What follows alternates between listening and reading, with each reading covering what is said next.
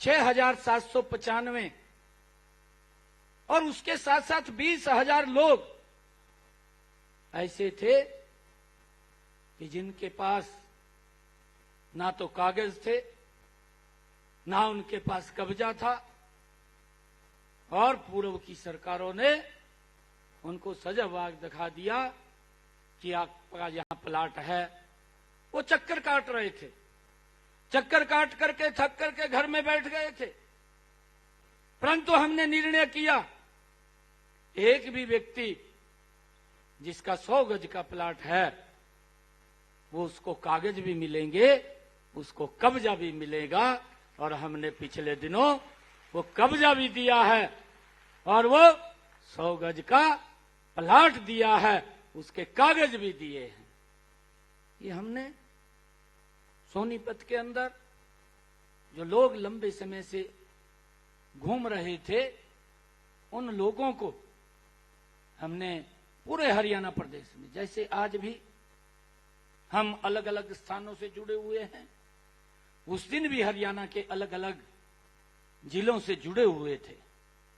हमारी सरकार का यह ध्येय है कि गरीब व्यक्ति के जीवन को सरल करना, उसको मजबूत करना, वह भी अपने परिवार को आगे बढ़ा सके, अपने बच्चों को अच्छी शिक्षा दे सके। ये ध्येय अगर किसी सरकार का है, ये नरेंद्र मोदी और डबल इंजन सरकार का है, और उसको लेकर के हम काम कर रहे हैं। मैंने उस दिन एक और घोषणा की थी, सोनीपत से ही की थी। मैंने कहा था कि जिन गांव के अंदर अगर जमीन नहीं है और वो प्लाट लेना चाहते हैं, ऐसे हमारे लोग हैं जिनको 100 गज के प्लाट की आवश्यकता है, तो हमने तुरंत इसकी रचना योजना बनाई। और उस दिन हमने जो शेष लोग बचे थे, उन सब लोगों के लिए ये बात कही थी कि उनके खाते के अंदर 1-1 लाख रुपया पहुंचाने का काम ये हमारी सरकार करेगी, ताकि वो अपना प्लाट ले सके। उसके लिए हमने डेट भी तय कर दी है। एक किसी प्रकार का कार्यक्रम उसका आयोजन करके उनके खाते के अंदर 1-1 लाख रुपया पहुंचाने का काम ये हमारी सरकार करेगी, ताकि गरीब व्यक्ति को इस बात की चिंता न रहे कि उसे अपने प्लाट के ऊपर मकान बना सके। और उसको लेकर के हमने ये भी कहा है अधिकारियों को कि अगर कोई कुछ लोग और छूट गए हैं या कुछ और लोग जो नए उसके अंदर अप्लाई करना चाहते हैं, हमने उसके लिए भी कहा है कि आप पोर्टल बना दें। अगर कोई बेनिफिशियरी है, कोई लाभ लेना चाहता है, तो उसके अंदर अप्लाई करेगा, हमारी सरकार उस तक लाभ पहुंचाने का काम वो निरंतर जारी रखेगी। मुझे यह भी खुशी है आप सबको बताते हुए कि हमने जो दूसरी योजना शुरू की, मैंने दूसरी योजना अंबाला से शुरू की, करनाल से दूसरी योजना शुरू की, और करनाल के अंदर हमने निर्णय किया, हमारी सरकार ने एक हैप्पी कार्ड दिया, हरियाणा परिवहन अंत्योदय परिवहन परिवार योजना, हैप्पी कार्ड हमने दिया। और उसका ध्येय यह था कि जिस परिवार की इनकम 1 लाख रुपए से कम है, उसने बाजार में भी जाना है, उसने कहीं रिश्तेदारी में भी जाना है, उसने कहीं अपने रिश्तेदारी में शादी में भी जाना है, उसने कहीं दवाई लेने के लिए भी जाना है। उस हैप्पी कार्ड के माध्यम से हमने ये निर्णय किया कि जिन परिवारों की आय 1 लाख रुपए से कम है, ऐसे परिवारों को हमने ये कार्ड दिया। और ऐसे ये परिवार हरियाणा प्रदेश के अंदर 23 लाख परिवार थे, जिनको हमने 84 लाख लोगों को ये कार्ड देने का काम किया। लगातार हमारी सरकार उन तक ये कार्ड पहुंचाने का काम कर रही है और ये निर्णय हमारी सरकार ने लिया कि वो व्यक्ति उस कार्ड के ऊपर 1 साल के अंदर 1000 किलोमीटर तक फ्री में यात्रा कर सकेगा, उसको कोई भी पैसा किराए के लिए नहीं लगेगा। ये सुविधा ये हमारी सरकार ने, ये जब दूसरी योजना मैंने शुरू की है, ये उसके गरीब लोगों के लिए देने का काम किया है। मित्रों, साथियों, हमने तीसरा योजना जो शुरू की है, हमने तीसरी योजना ये शुरू की है जब आदरणीय प्रधानमंत्री नरेंद्र मोदी जी ने 22 जनवरी को जब अयोध्या के अंदर भगवान श्री राम के भव्य और दिव्य प्राण प्रतिष्ठा के कार्यक्रम में थे, तो आदरणीय नरेंद्र मोदी जी ने संकल्प लिया था। उन्होंने कहा था कि मेरी सरकार गरीब लोगों के छत के ऊपर रूफटॉप सोलर लगाने का काम करेगी।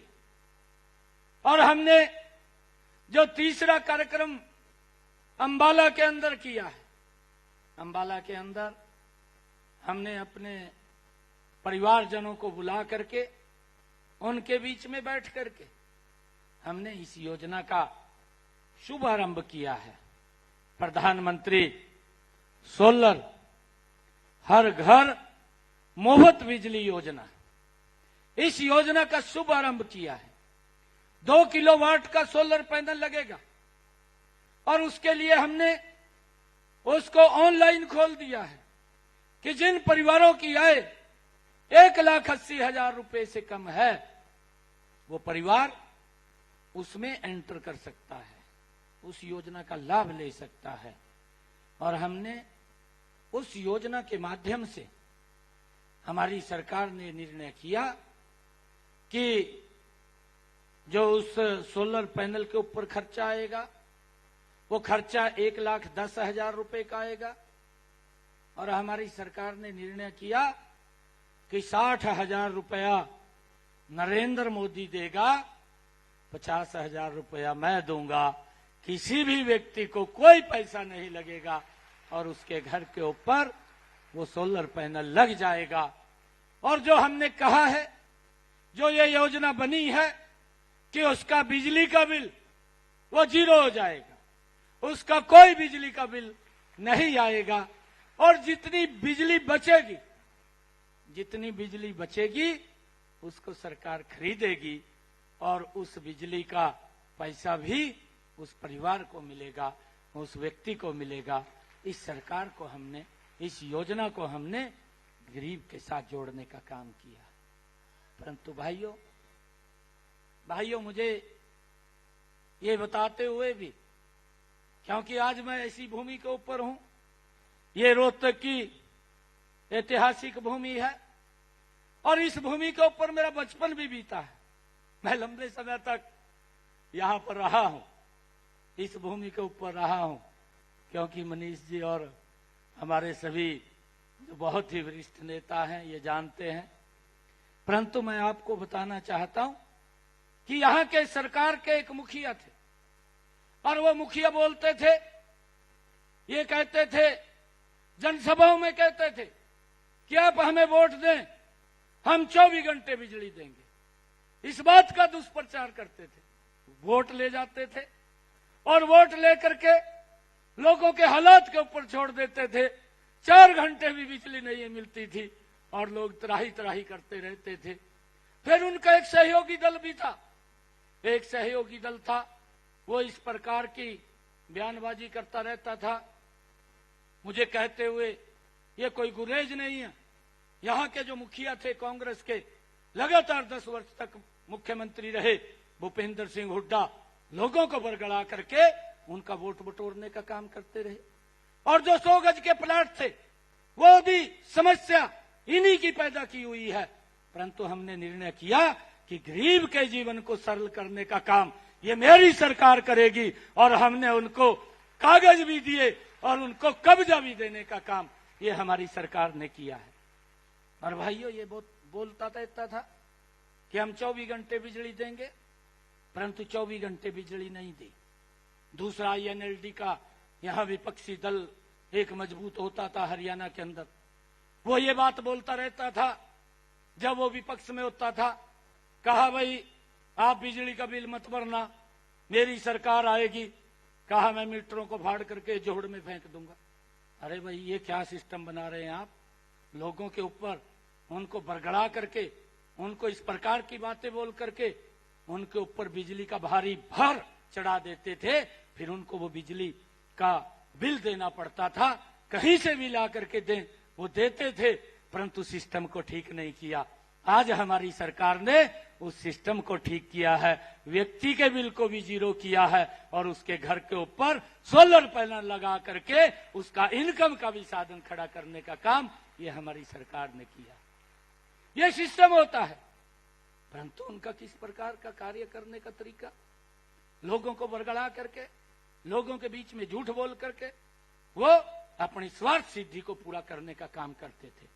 और भाइयों मैं आप लोगों को आज बताना चाहूंगा, हमने इसके साथ साथ अभी 2-3 रोज पहले हमारी सरकार ने एक और निर्णय किया है कि जो पिछड़ा व्यक्ति था, जो कमजोर व्यक्ति था, उसको केंद्र की तर्ज के ऊपर लाभ मिले, उसके लिए भी हमने एक बड़ा निर्णय ये 2-3 रोज पहले किया है।